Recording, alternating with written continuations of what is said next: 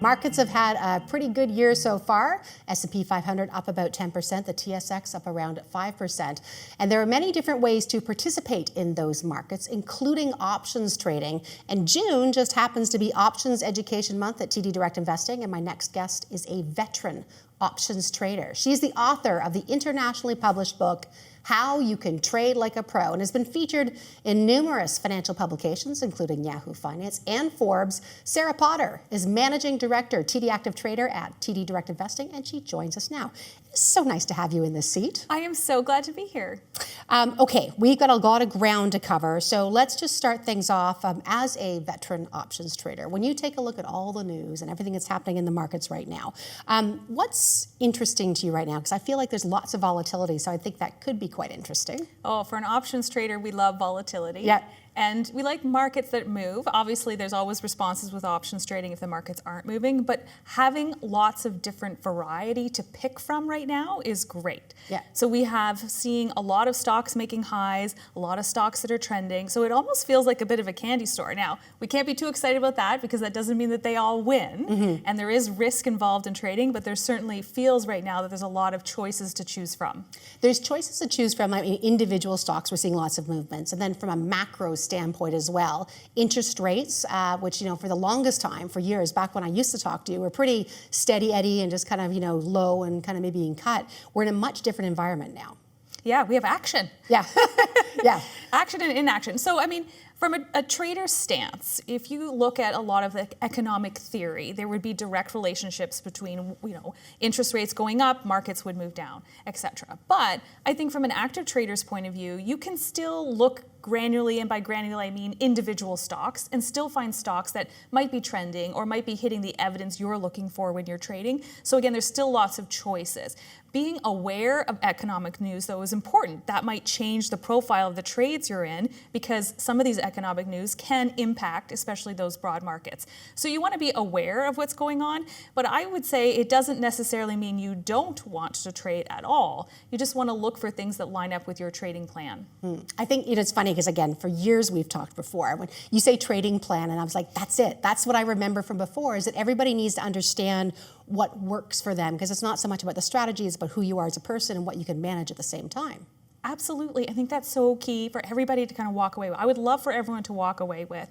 Trading can be personalized and individualized. You can also diversify what you're trading. So for example, you don't have to always go into, let's say you like a handbag, so you're going to go into Michael Kors, or designer clothes, so you would pick whatever stock symbol.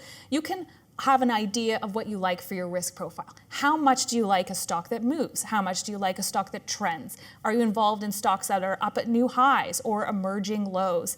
Looking for behaviors that you identify with in terms of your risk profile, finding stocks that match those, then creating a bit of a process and a plan to place those trades.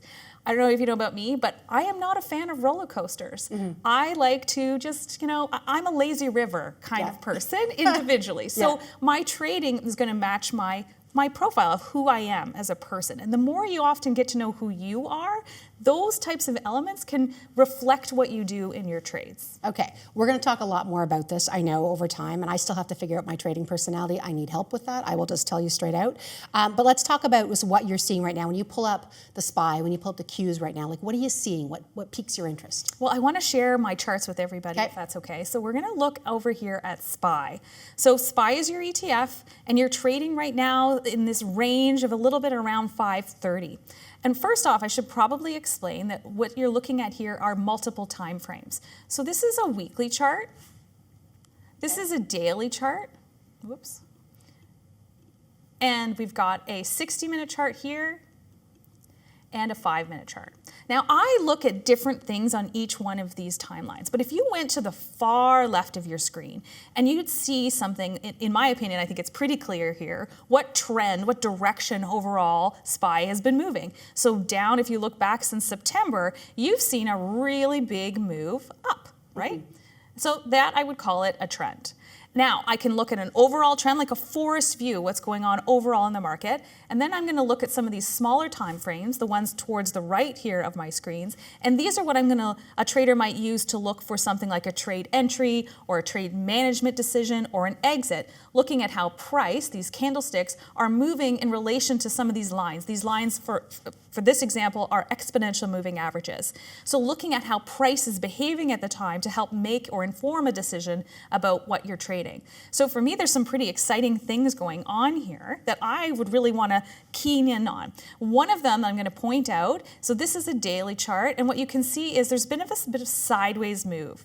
So this price point here has been moving sideways, and this can mean a couple of things. We can certainly do a PhD in technical analysis, but we've had price sitting around this range of 530. This might be something that a trader wants to pay attention to. Whether you make that decision about whether you think it's going long or it's going to shift directions and go short, these are little indicators you might use to add into your trading plan to see how things are going. Now, there's a bit of a correlation going on as well. So if I move over to the Qs, so the same thing, you're seeing this on a weekly, daily, 60-minute and 5-minute chart. Overall, looking at the trends are looking similar. But what's interesting, a little bit different between SPY and the Qs, is that you actually have price here that isn't up at the highs right now. Might be an interesting factor for a trader. We'll have to wait and see. Now we're going to get into one specific example, Spotify, which was in the news this week. So pull up some charts. Tell us what you see and why it's caught your attention. Yeah, so first just want to kind of qualify when we're talking about trading. Remember, everybody can trade differently. Yep. And what I might think is a long, someone else might think is a short. Yep. And there always has to be two positions anyways in order for a trade to transact. So having different opinions is okay. It makes the market. Exactly. So if we look at Spotify is interesting, but we had some news in Spotify, and this is something that I would like for retail traders to have takeaways, is as you're building a watch list. So a watch list is something you might have a long list of stock symbols that I you have a like. really long watch list. Right? Too long. But Okay, anyway, but you need, maybe retail traders want to cull that a little bit. So looking at some stock symbols that might be in the news this week, Spotify being this example, might be something you'd want to pull from a watch list and move over to a short list.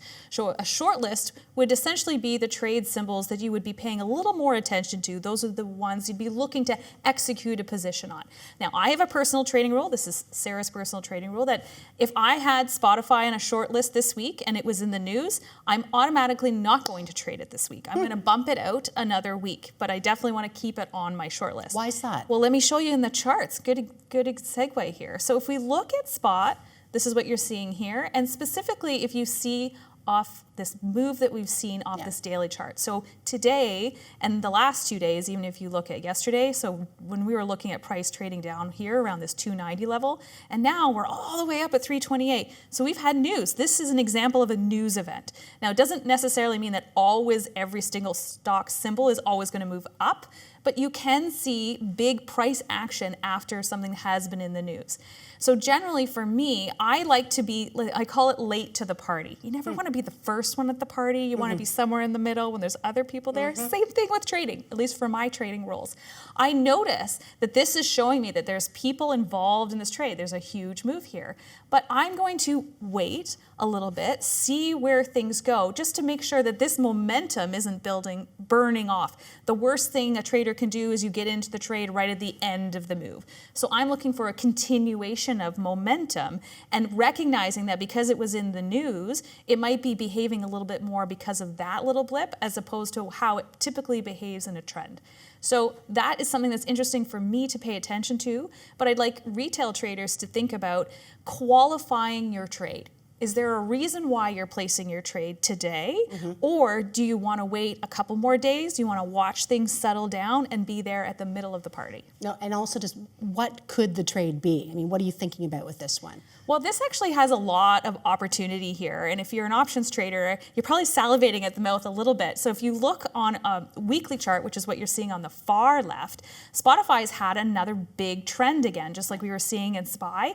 And actually, if you look a little bit more minutely, you can see that these candlesticks actually sit pretty well. So as the price comes down to, we would call this support, it actually bounces off those support levels pretty well and continues to move higher. So that is indicating that it's enjoying this trend and there's some potential move to go. Now, the big candlestick of today, this one, This is why for me, I'm like, ooh, I gotta wait and see if there's still continued momentum or if this is something that's pulling back. So options here, we can trade spreads down here at the 300 level. I could potentially say this is at its all-time high, so I'm gonna do some credit spreads up here. We could trade in the money, taking advantage of these exponential moving averages and placing trades in this level with a continuation of a move. Or we can say, yeah, no, it's at the top. So there's so many choices right now. And I should highlight too, I mean, that's the one thing that's fascinating about options too, is that, you can trade every direction, every which way, if you know how to do it. Which brings me to, this is, as I mentioned, Options Education Month. And you've got a whole bunch of stuff you're going to be doing to help explain. If people didn't understand all those trades you just talked about, they can learn more. Yes, TD Direct Investing has Options Education Month, and they are putting on a lot of different opportunities. There's probably so many that I can't even mention them all. There's a huge list. You can register on the QR code, and you can see all the different events. I'm going to plug mine. I have 5 different events this month where we're looking at really targeted specific areas. So for example, we're going to spend some time together just looking at option strategies, just looking at building and using some technical analysis and charting. Spend some other time, another session is just on managing trades, right? Sometimes everyone's focused on the entries and the exits and never in the middle. Yeah. So we're going to talk about the middle. Yeah. And then I've got an Ask Me Anything. People can ask me their questions. I'm happy to answer them. I think one of the biggest things you say about managing the middle, part of it is managing yourself, right? Because you actually, you do the things and you put a plan in place and then it doesn't do exactly what you think. It's like, what do you do? Yes. How do you manage that? Because I think I may need a little help with that, Sarah. But you know what? That's perfectly normal. Everybody goes through that. I do too sometimes. And sometimes I get a little too excited or not excited enough. Yeah. Sometimes, hey, if you look at SPY and I think, man, had I been doing SPY for the last 3 years, right? Hindsight also sometimes hurts you. Yeah. All right. As Sarah mentioned, she's got lots of seminars, or I should say webinars coming up. We have the address on the bottom of the screen. I think we can bring up the QR code once again. Have your phones ready if you want to scan that. It has all the details on where you can find information on the DI Option Education Month. Sarah Potter, thanks so much. Thank you. Sarah Potter, Managing Director with TD Active Trader at TD Direct Investing. Reminder, the goal of today's segment is to educate you on options, but it's important for you to decide for yourself whether it's right for you in terms of risk profile, the amount of time you have, your resources, just to name a couple things. Any information we provide does not constitute financial, legal, tax, or investment advice.